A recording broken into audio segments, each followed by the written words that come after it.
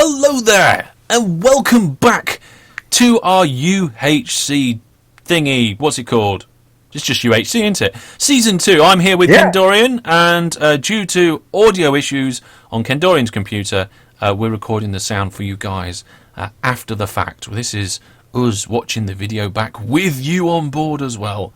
For these of you on Kendorian's channel, you are watching my point of view because it wasn't just the audio that messed up, it was Kendorian's video as well. At this point, we emerge from our cave, having prepared through the night, and I attack a spider, hoping for more string. And do I get it? No. I didn't get it. We kind of, at this point, I really wanted a second bow, but also we needed feathers, otherwise it's not really going to be much good. Because at this point, we've got 9 arrows, and unless you're good at stealing arrows off the opposition, that's not really any use. Also, last episode we did make that compass, so I'm watching it there in my hotbar. You can see it in the 9th slot at the end, pointing around with a little red bit swizzling about, pointing to the middle, and that's where the world border will be heading towards. So this is the episode before the border collapses, isn't it? So we've got the 5th and final episode of the border being out to its maximum, and it's about to come in pretty soon. We've got the countdown's on now. We've got about 19 minutes until that wall border starts shrinking down, and it shrinks blooming quick, I'll tell you that now.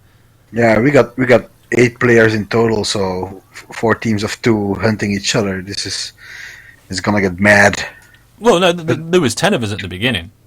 10, I mean, yeah, but how many did we lose so far?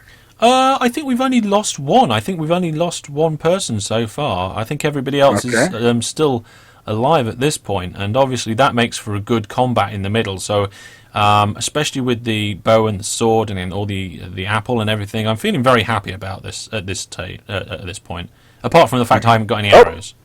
But that Ghost and Nashka did die. I think 3 players already. Yeah, they did die earlier on. I can't remember when it was off the top of my head, but the viewers who are watching this now would have seen it in one of the earlier episodes. Yep. So yeah, you are. There's 3 down at the minute, and it's Meeper out there on his own with his very low amount of hearts.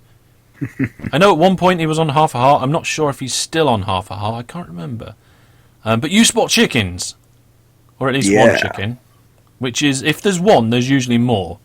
Yep. And there's the other one. All the eggs. Yeah, I'm not really bothered about the eggs at this point. I'm just feather hunting. How about feathers? But we did quite well at this point. I think, yeah. Well, we didn't have any setbacks apart from losing a little bit damage too easy.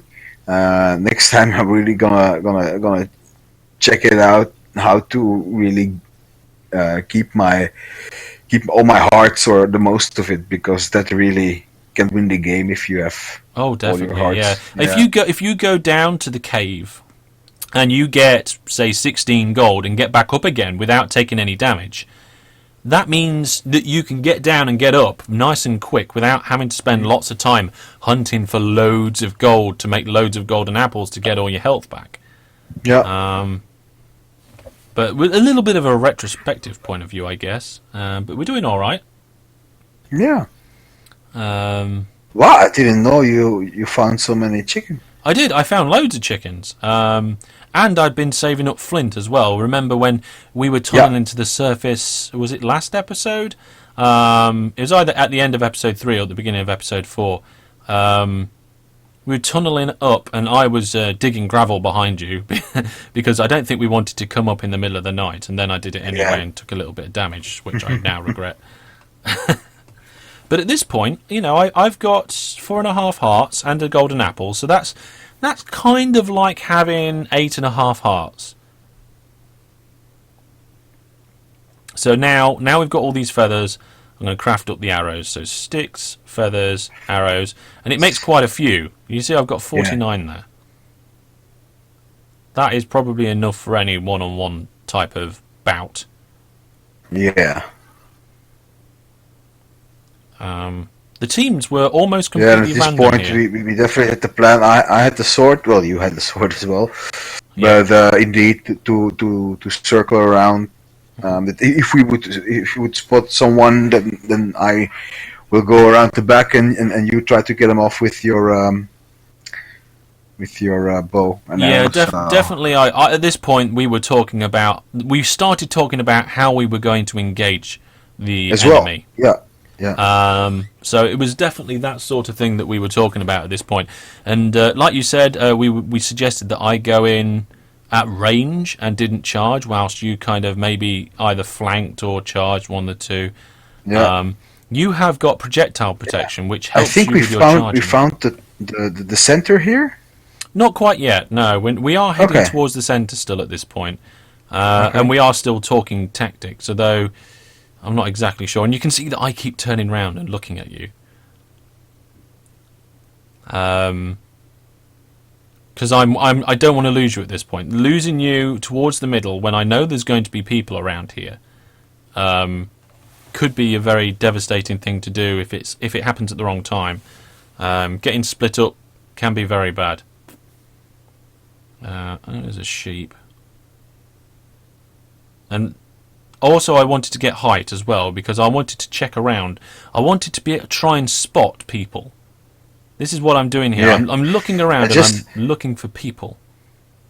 I just saw something also in the corner of your eye when you were on the top. You spotted a chicken, but you didn't know it was. So I saw you turning very abrupt to the right, and I had the same feeling. I was like, "Oh, what's that?" And you turned to the right. That was nice. Yeah, I mean, Uperior is also Mipa is very low on health. Uperior is dead already. Yeah, Uperior died very early on in the series compared to a lot of other people. I think Ghost, Nashka, and Uperior all died quite early on, and you can see everybody else is still alive in this episode now. So. Yeah, and Biffin there, look, just earned the achievement bench making, which means he's definitely, there's me telling you which direction spawn is by pointing my sword. But yeah, that means Biffin probably deliberately didn't make a workbench at the beginning of the game to hide his achievements, which is always a nice little tactic. And I think I did the same sort of thing up until recently as well. So they don't know when you get enchanting. They don't know when you get iron swords. They don't know when you start killing certain things and things like that. So it does help. You can kind of... Oh, and I've just noticed this is actually where... This actually now sort of overlooks the area, I think. I think we're nearly at the middle. Yep. We're getting close to the middle now. Again, taking a good look round to see if I can see anybody. And hoping that you don't fall off there. And eating a snack while we're doing it. Yeah. Well, I've been doing a bit of running. I mean, in the early game, you don't want to do any running in case you don't really get a lot of food. But at this point, we're both sat on a small stack of food, and I felt that we were okay to, do a little bit of running.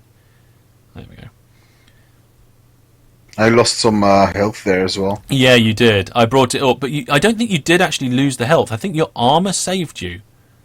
Okay. I think you're still at 2.5 hearts down. So even though I heard the sound effect of you landing and hurting the legs, the breaky legs noise, I think your armor actually saved you from that half a heart. So I think you were a little bit lucky there, which was really good. Let's see, how are we getting on here? You can see I'm still... And now I noticed a bit of dirt sticking out here, and I wondered whether that was man-made or not.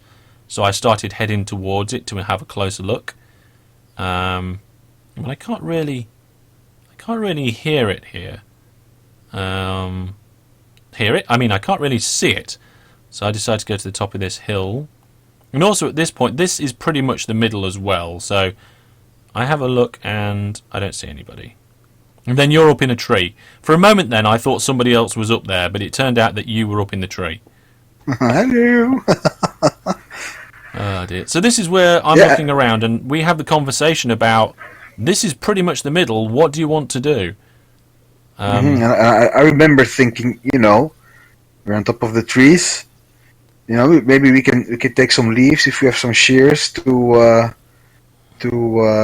oh, you already made them. Yeah, well, this is it. It was your suggestion. I'd completely forgotten that we could use the shears, and I just tossed my doors away. The doors that I've been carrying for about 3 episodes for no reason whatsoever.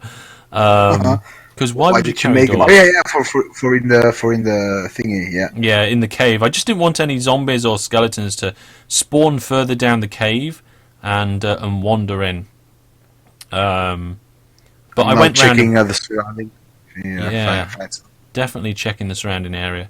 Because we know that people generally come towards the middle when they're ready, and this is where I spleef you, or try to spleef you, and you run off.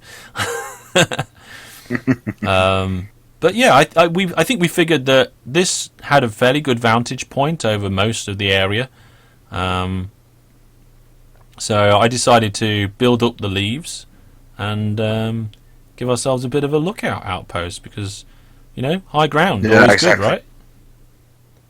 Yeah, exactly. And with the leaves, we were hoping to stay out of sight.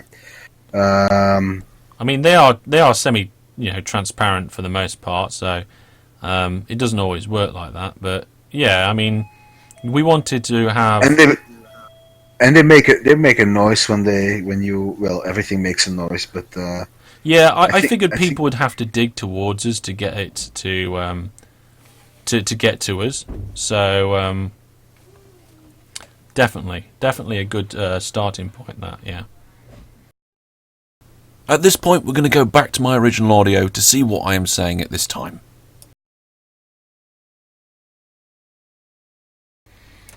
No, because it will advertise our presence more than anything else, and we shouldn't get mobs spawning on trees.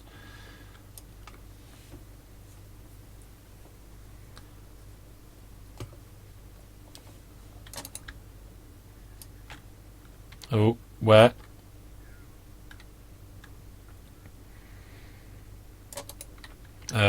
Oh, that way. Okay. Hopefully, yeah, I mean, mobs don't spawn within 24 blocks of you anyway. So.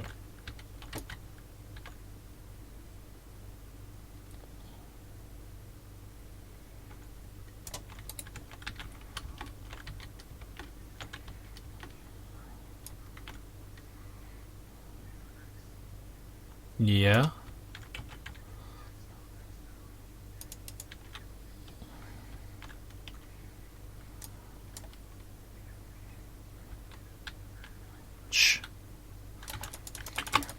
Oh! And so we go on board with Kendorian for the rest of this episode, and he is still fighting Meeper, takes a hit, a bit of a standoff takes place.